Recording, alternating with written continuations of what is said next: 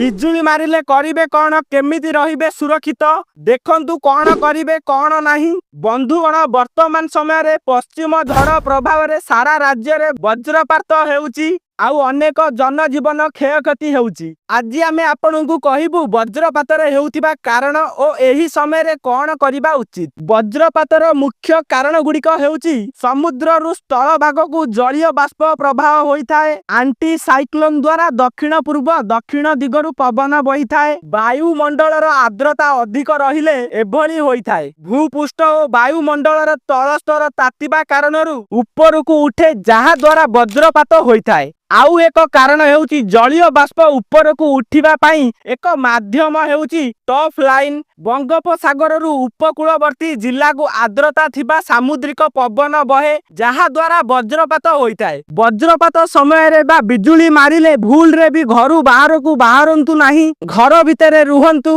वज्रपात बेले छात घरे रहिबा सबुठारु सुरक्षित होइथाए। जदि चाल की अन्य कोनोसी घरे अछंती तेबे सेठारे रुहंतु नाही। एहा सह मोबाइल भली इलेक्ट्रोनिक्स डिवाइस भूल रे भी व्यवहार करंतु नाही। एमिति समय रे मोबाइल को स्विच ऑफ कर दियंतु नचेते दूरे रखंतु। एहा बाद जदि घर भितरे अछंती झरका और कबाट पाखरु दूरे रुहंतु। बाहरे थिले नई पड़ी आंठू को भांगी करी छाती रे लगाई बसी निजको जेते संकोचित करि परिबे सेतिकी करी बसंतु। केबे भी सीधा सड़क माटी उपरे सुअंतु नाही। जदि आपण बाहर अछंती बा कार रे मध्य थिले गाड़ी डोर बंद करी दियंतु। गाड़ी रो झरका मध्य बंद करी दियंतु। एहा छडा पानी ठारू सर्वदा दूरे रहिबाकू चेष्टा करंतु। केउनसी जलाशय बा जल पाखरे अछंती तेबे वज्रपात समय रे सेठारू दूरे चली जांतु। कारण पानी रे इलेक्ट्रोनिक्स प्रभाव जल्दी होइताए। गोटे करंट उत्पत्ति हुए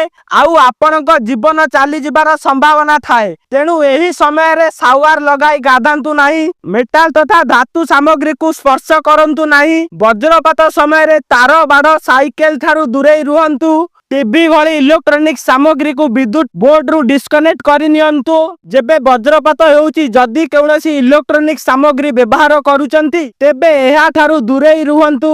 बंधुगण आपणकर एही खबर को नहीं मत कोन आमको कमेंट जरिया रे जणाइबे। धन्यवाद।